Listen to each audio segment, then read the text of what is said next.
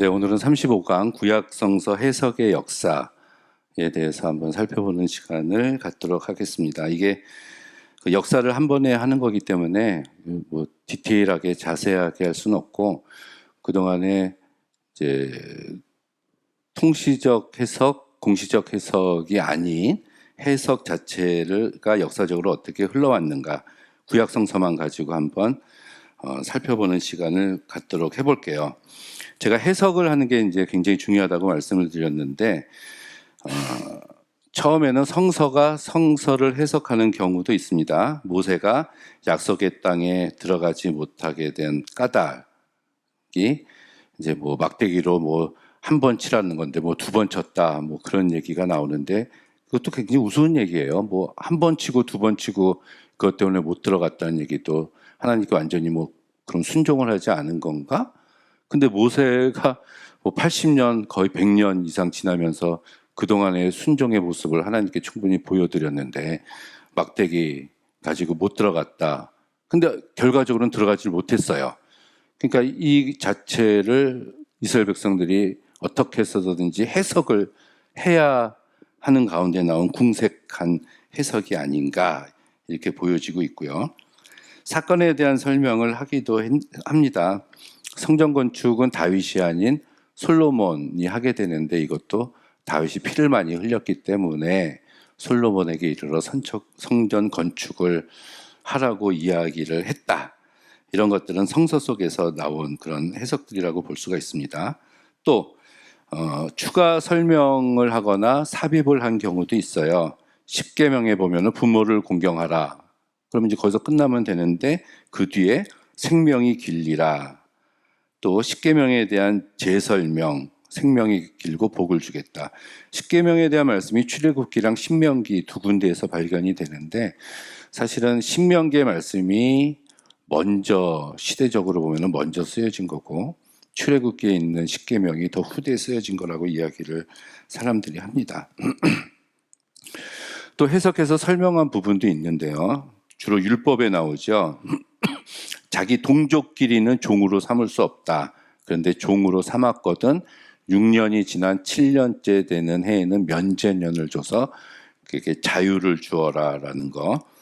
그리고 가난한 사람이 자기 몸을 품꾼으로 팔 수가 있는데 그 후에 품꾼에게 조상의 기업을 얻도록 하라라는 말씀이 나오는데, 이것도 또 율법적으로 설명을 하면서 또 후히 주라 이런 말씀이 있습니다. 지금까지 나온 얘기들은 성경에 대한 논리적인 접근 자체를 성경에서 해석하려는 시도들이 여러 군데에서 있었다 이렇게 볼 수가 있습니다.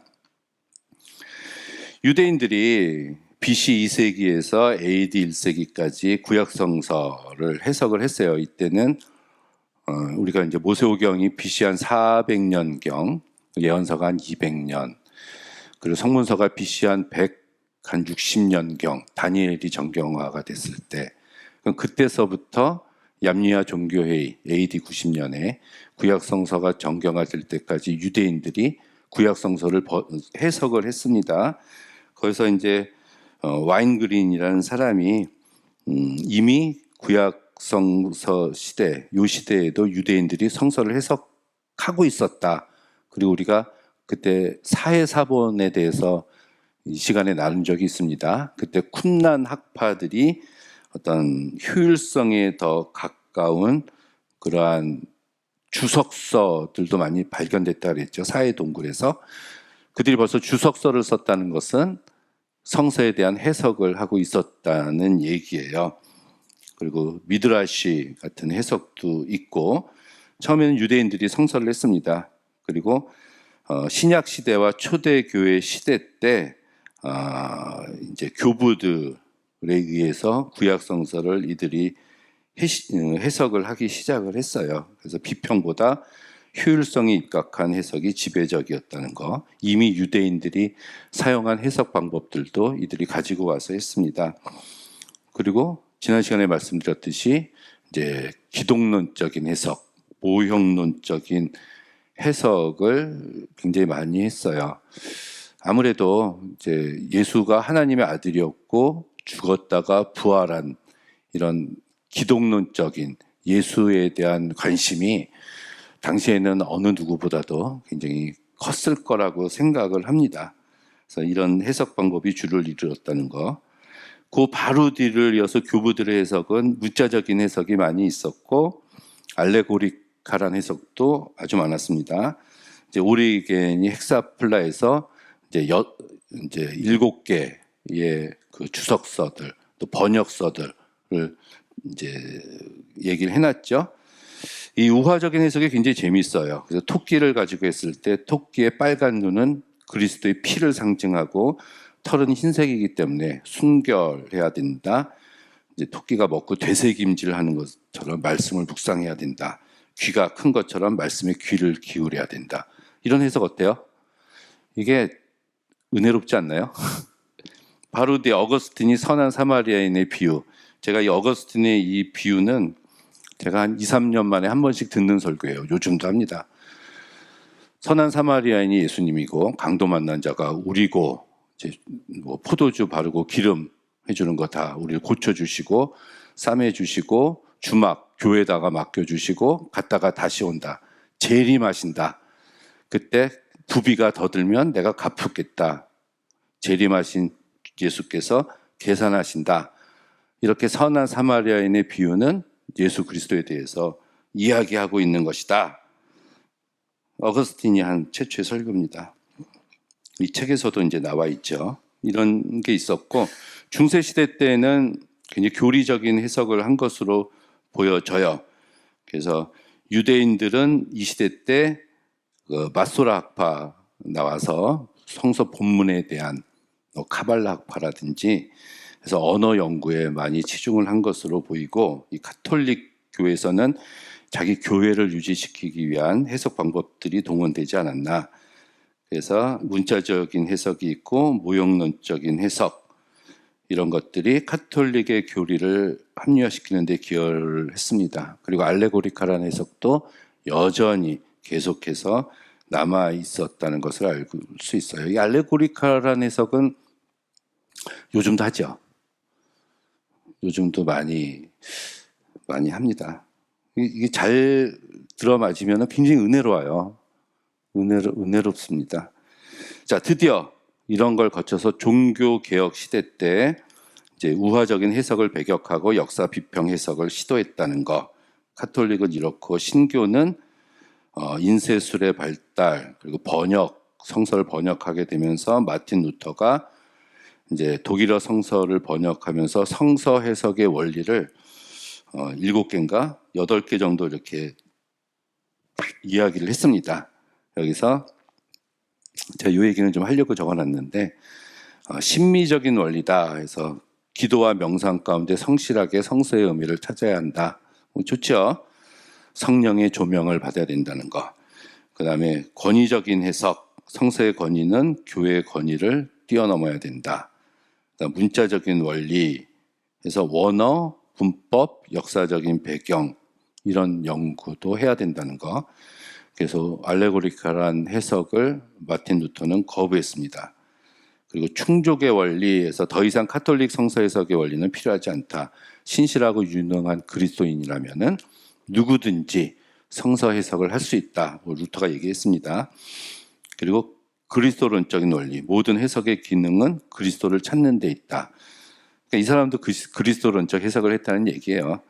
그리고 율법과 복음의 원리, 그래서 성서 해석자는 성서에 놓여 있는 율법, 이거는 인간의 죄, 인간의 불완전성을 알려주는 하나님의 말씀이라는 것이고, 그 다음에 복음, 하나님의 은혜, 구원하시는 능력, 이런 것들을 구별해내야 된다. 그래서 6가지 정도 이야기를 했습니다. 이 가톨릭은 사실은 모든 권위의 최고는 교황이 있죠. 교회보다도 교황에게 있는 것을 알 수 있어요. 그러니까 종교개혁자들이 그 교황에게 대항하기 위해서 교황보다 더 센 권위를 찾아야 됐거든요. 그래서 발견한 것이 솔라 스크립투스, 오직 성경이란 얘기죠. 성경을 가지고 싸우면 교황하고 맞짱을 뜨면 될 수 있을 거라고 생각을 한 거예요. 그래서 이제 성서를 아주 권위 있는 것으로 봤는데, 근데 이제 종교개혁 이후에 이제 비평적인 연구가 성서에 가해지기 시작을 했다는 얘기입니다. 뭐 중세시대 때 가지고 있었던 성서는 불가타, 라틴역, 그게 공인된 성서였고 500에서 이제 400년이죠. 제롬에. 그래서 1500년까지 카톨릭에서 1000년이 넘는 시간 동안 라틴역 성서를 가지고 있었어요. 그때는 성서 자체의 언어나 이런 비평은 절대로 할 수가 없었죠. 하나님의 말씀을 건드리면은 마녀 또는 마법사라고 해서 화형을 당하는 일이었었거든요. 근데 이제 이게 산업혁명, 르네상스, 인문주의 이런 게 지리상의 발견 이렇게 되면서 르네상스 해가지고 이제 프로테스탄트들이 등장을 한 거잖아요. 그리고 나서 이제 성서를 보게 됐는데 그때부터 이 성서를 그냥 보지 않고 이제 세상적인 학문을 동원해서 비평적으로 성서를 봤다는 게 문제가 있습니다. 자, 휴고 그루티우스라는 사람이 있네요. 네덜란드 사람인데 이 사람이 벌써 1583년도에서 1645년도 사람이에요. 종교개혁이 일어난 다음이죠. 이 사람이 구약 성서를 각주를 달고 복음서도 각주를 달고 에스더서는 전설이다. 전도서는 솔로몬 외에 다른 저자가 있다. 그리고 성경은 연구되고 분석되고 비평되어야 한다. 이러다가 교회에서 쫓겨났어요. 그러니까 이때부터 벌써 이런 시도들이 이제 시작했다는 얘기입니다. 토마스 홉, 영국 철학자 레비아탄을 쓴 사람이 있죠.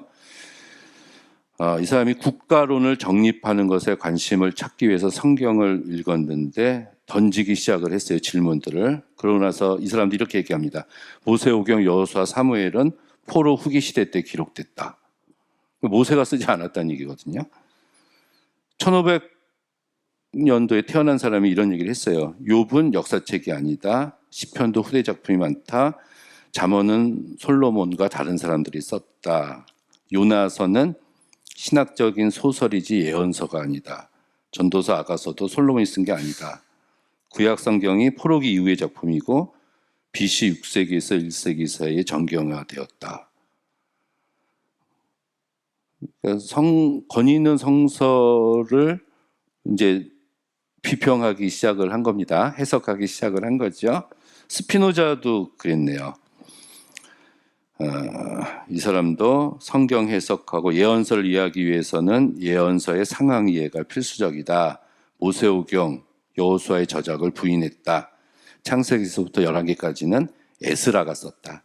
역대기는 에스라 후대 거다. 예레미야서는 연대가 무질서하다. 중요한 거는 진 아스트럭이라는 프랑스 의사예요. 1684년에서 1766년. 이 사람으로부터 본격적으로 역사 비평이 시작되었다. 이렇게 얘기를 하거든요. 이 사람이 창세기에 모세가 사용했던 것으로 보이는 자료들에 대한 추측이라는 아주 짧은 단편을 아티클을 발표를 했어요. 근데 자기도 걸리면 쫓겨날까봐 이제 익명으로, 이제 필명, 다른 사람 이름으로 말년에 썼는데, 일단 창세기 1장에 나오는 하나님이란 이름과 2장에 나오는 여호와, 하나님의 명칭이 틀리다는 거죠. 왜 한 사람이 썼는데 1장, 2장에서 다른 하나님, 신의 명칭을 사용하느냐. 아마도 모세가 어떤 자료들을 가지고서, 모세가 아니어도 이제 썼을 것이다. 이런 자료 비평, JEDP에 대한 이야기를 한 겁니다. 걸리면 쫓겨나죠. 근데 의외로 많은 사람들이 이 글을 읽고 긍정을 하기 시작을 했어요. 그래서 그 다음부터 수많은 사람들이 사실은 이제 득달같이 덤벼들어서 역사 비평이라는 것이 1950년 B.S. 차일즈의 정경 비평이 이르기 전까지 거의 유럽에서 대세로 자리를 잡았다는 얘기입니다. 이게 세상적인 학문이라고 말하기 뭐하지만 이제 철학과 사회학, 역사학 세상적인 학문을 비평하던 학문적인 방법론들이 그 잣대를 가지고 성서에 들이대기 시작을 한 겁니다. 그래서 비교하고 평가하고 분석하고 해체하기 시작을 한 거예요. 이들이 성서를. 그래서 이제 뭐 어렵게 말하면, 좀 심하게 말하면 난도질을 해놨다는 거, 이제 분해를 해놨다라는 거죠. 이들이 주장하는 것이 이제 과학과 이성과 합리성으로 성서를 보자라는 얘기였어요. 그래서 역사적인 사건만 놔두고 그 이외에 신비적인 요소들은 다 이제 성서에서 제거하자, 이런 운동이 일어났다고 봐야 되겠죠. 그래서 제가 저번에도 한번 말씀드렸지만은 이제 그렇지 않다라고 주장하는 학자들도 있어요. 플래처라고 unapologetic theology, 변명이 필요 없는 신학에서 이제 또 이런 얘기를 말하기도 했는데, 아무튼 보통 사람들이 보기에도 성서가 후대에 쓰여진 것 같고, 뭐 잠언은 솔로몬이 다 쓴 것 같지가 않고, 모세가 창세기를 쓴 것 같지가 않고, 이런 의문들이 막 생기기 시작을 했다는 겁니다. 카톨릭도 그런 얘기를 해요. 리차드 사이몬이라는 사람인데, 연도가 잘못됐네요. 이렇게 많이 살 일은 없는데, 카톨릭 신부인데 이 사람이 이제 본문 비평에서, 텍스처럴 크리티시즘이죠. 이 문학 비평으로 관심을 돌리기 시작을 했고, 요 뒤에 이어서 B.S. 차일즈가 나왔다. 우리가 뭐 그렇게 해석을 합니다. 이게 이제 대강 우리가 살펴본 요 구약 성서 해석의 역사인데, 물론 각 시대마다 그 성서를 해석을 하는 부분들이 있었어요. 근데 이게 1800년대 초에 그 성서 신학 운동이라는 것이 한번 일어납니다. 그래서 우리가 뭐 조직 신학에서 말하는 뭐 17개, 많으면 18개, 뭐 삼위일체론, 신론, 구원론, 교회론, 뭐 기독론, 뭐 섭리론, 뭐 굉장히 많잖아요. 그런 모든 그런 교리적인 해석을 성서의 입장에서 뭐 해석을 해보자라는 성서 신학 운동. 그래서 이제 기독론도 뭐 마태복음에 나타난 기독론, 요한복음에 나타난 기독론, 이런 식으로 하자는 운동이 한번 일어났는데, 아무튼 이 모든 것들이 어떻게 하면 성서를 잘 해석할 수 있을까 하는 몸부림, 몸짓에서 나온 것이라고 생각을 합니다.